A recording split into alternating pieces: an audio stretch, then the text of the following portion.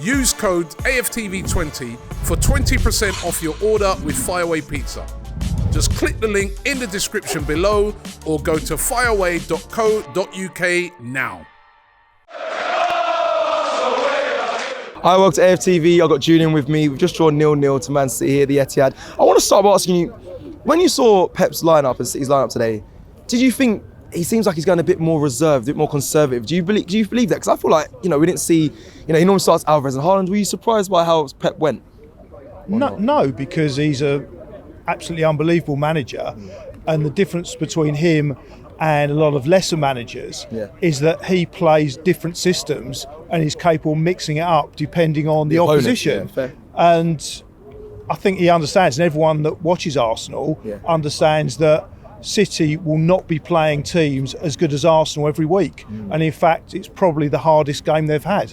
The hardest game they've had, you believe so, today? Well, if you look at their record, they've scored in the last 57 consecutive home games. There's the notes. Go on, get them out. And this is the first home game that they've failed to score in. Now, you could say that City had the better of the play, but they had the better of the possession. But if you actually look at the stats, that we had 2 shots on target to their 1. Would you say we had bigger? I know that we had more chances on target. Do you think we had better chances as well to seal the game today? Slightly, but as we discussed in the car on the way up, it was so close. You had 2 exceptionally good teams, and it's kind of the quote that I used on the way up. It's not David against Goliath anymore. It's Godzilla and King Kong. Because what you've got is 2 absolute superpowers. And one thing when the game started was I forgot exactly how good City are. And City are an exceptional team, because I've not seen a team do that to Arsenal for a long, long time, and Arsenal have to concede that much possession. You spoke about, Godzilla versus King Kong. You said super, 2 juggernauts basically. You spoke about good versus evil in one year. I remember doing a fan cam with you after we lost. Does it feel like they have a bit more supercharged behind them? Is it you still thinking about that, or is it just 2 amazing, exceptional teams? Or they have a financial boost though? Are you asking if they're still evil? Yeah. Is that the question?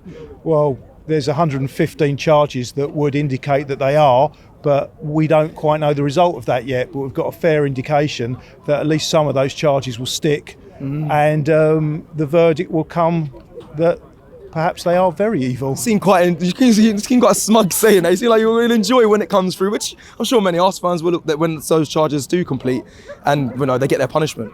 It's not just Arsenal fans, it's every fan of the beautiful game of football. No one likes to see cheating. Everyone likes to see the game played in the way that it should be played. And if it is proven, and I don't know whether it is, I can only hope that... You can't hold back that smile. I can only hope that justice prevails. Let me ask you, because Lee spoke about the referee today, Anthony Taylor, Julian. Just give me your thoughts. Was that a difference maker, or even if he was a fair ref, do you think it still would have been the same result? I think a lot of those decisions are very difficult for the referee, and it comes back to the way that the players play the game. And I'm not going to single out City players or Arsenal players. It's just the way the game's played at the moment isn't the way that I grew up with the game. Is that a lot of players throw themselves on the ground, they simulate. I mean, Lee used an expression, he's won the foul. Now, again, winning a foul, you throw yourself on the ground. That, to me, is not how the game's played. So I'm actually not going to criticise the referee, because I think it's a very, very difficult job for him. Okay, now, Julian, you're always a man to say, I know you've probably been listening before saying, if I asked you, do you think Arsenal will win the league? You're going to say yes, of course you are. But with it, kind of in Liverpool's hands and how it is, do you think... you have something quite unique to say here. Is it possible that Arsenal will go on and do it? Of course it's possible, but do you believe, honestly, because Liverpool can go on this run and just go on and win the league, but do you think Arsenal can do it as well? They can. I think last season I thought that it was a one-horse race, and one thing I can say that, is it's definitely not a one-horse race this season. How many? It's a 3-horse race. Okay, it's a 3-horse race. Good. But I think one of the most important aspects of today, you can be disappointed the fact we only got 1 point, but the positives are we stopped City getting 3.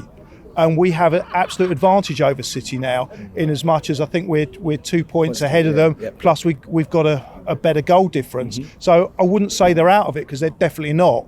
But today's performance, I just like to kind of go back to the performance of, it was defensive absolute masterclass. For me, it was like George Graham on steroids.